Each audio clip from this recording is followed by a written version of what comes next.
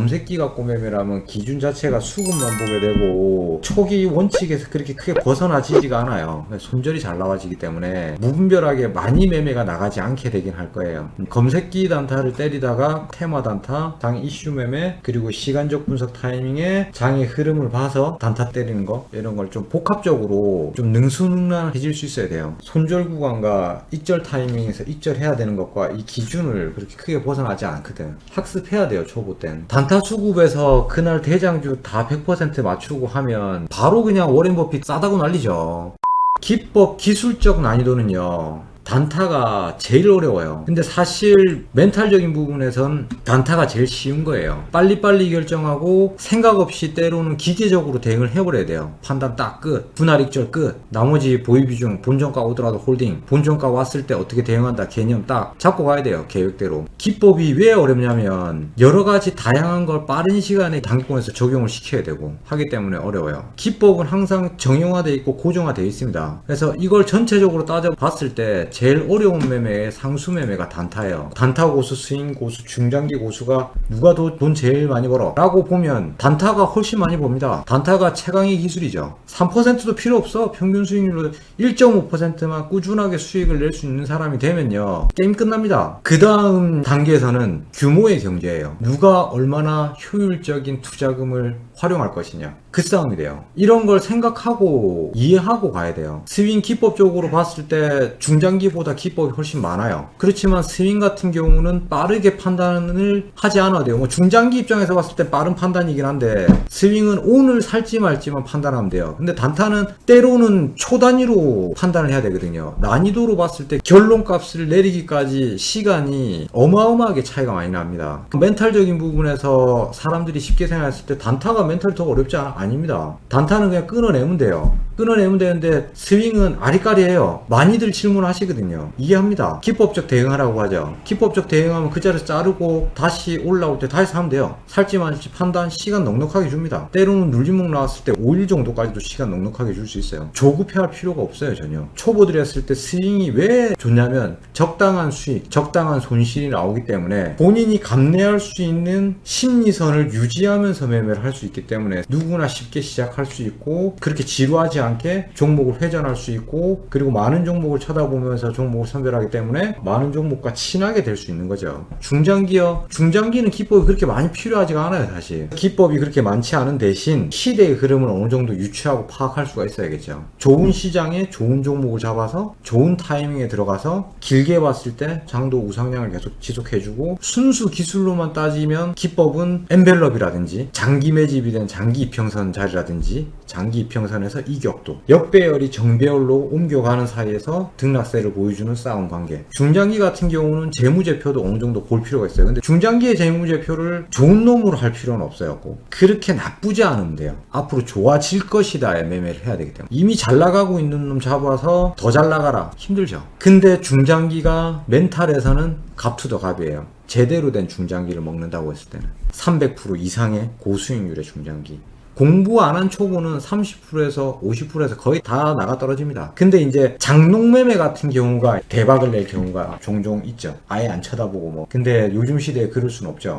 내가 오늘 매매했었던 게 어떤 종목들이 있는지 체크하세요. 저 오늘 졌는데요, 제가 오늘 사고 판 토탈 금액이 1억 3,800만 원이에요. 뭐 많이 들어간 것도 있고 적게 들어간 것도 있었고, 그렇게 해가지고 매매를 이렇게 쭉 했어요. 친 거 아니에요. 예. 어저께 72만원짜리 어저께 거를 들고 와가지고 오늘 기초에 이제 손절 치고 아침에 수익 냈다가 오늘 오장부터 좀 빠지더라고. 근데 오늘 단타 하려고 마음을 먹고 있었기 때문에 멈출 수가 없었지. 멈출 수가 없다. 일단 내가 몇 종목을 매매했었는지부터 한번 보도록 할게요. 하나, 둘, 셋, 4개, 8개, 12개, 12개, 16개, 20개, 24개? 24개 했네요. 어저께 끌고 들어와서 시초에 판 것까지 26번 매매했어요. 근데 그렇게 조급하게 막 안 했거든요. 일단 내가 몇 종목을 매매했었는지 확인하세요. 확인해야 될 거 아니야. 원인 분석을 하고 뭐가 잘못됐고 어디서부터 다시 매매 습관을 고쳐야 되는지에 대해서 생각을 해야겠죠. 두 번째, 내가 오늘 졌는지 이겼는지 돈으로 확인이 되니까 쉽게 확인할 수 있겠죠. 마지막 손실 금액 27만 3천원, 매수 금액 1억 3,700 80만원치 매매하고 매도 금액 1억 3,800만원. 그러면 어저께 기준했을 때는 투자금 자체는 소폭 불어있다. 내가 오늘 손절 친 거지만 승패 생각하고 하루를 반성하고 다시 한번 확인하고, 그리고 그 다음 조금 더 디테일하게 들어가면,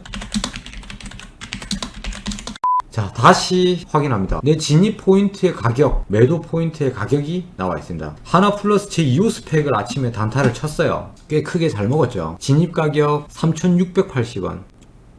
뭐 대략 여기인데 매도가 3,863원. 뭐 자랑하려고 하는 게 아닙니다. 뭐 깨진 것도 있고. 그렇게 해서 4.66%에 30만 7천원 수익. 이 구간에서 만약에 이 슈팅 때 내가 안 먹었으면 다시 근처에서 내가 이전 고점 부위 왔을 때 팔 수 있었을까? 이런 것도 한번 생각해 보시고, 쌍봉 찍고 빠졌는데 본전가 부위에서 분명히 털어야 되는 자리거든요. 내가 여기서 팔 수 있었을까? 다시 한번 되짚어 보시고, 반성은 하되 발전할 수 있고 더 잘 될 수 있어요. 지금 해드린 식으로 한번 확인해 보세요. 오늘 액토즈 한번 볼까요?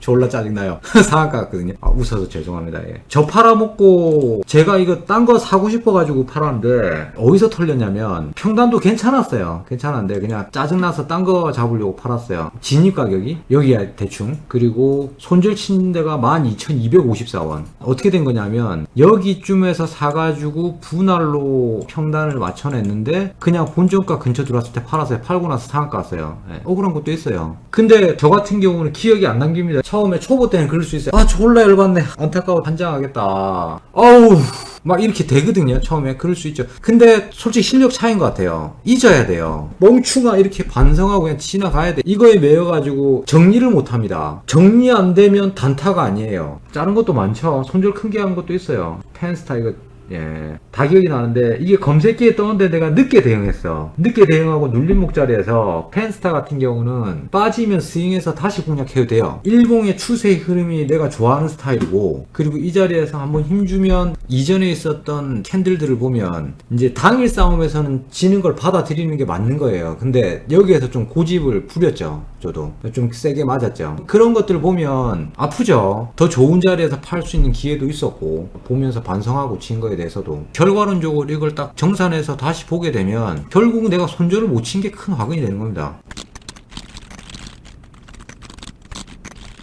본인의 심리성까지도 기억하고 있고 기법적으로 대응했는지 안 했는지를 본인 스스로 판단해 봐야 됩니다. 단타를 잘하고 싶으면 준비를 하고 분석을 해야죠. 정리를 하고 분석을 20일간의 수익률과 손실률에 대한 평균 데이터가 나오겠죠.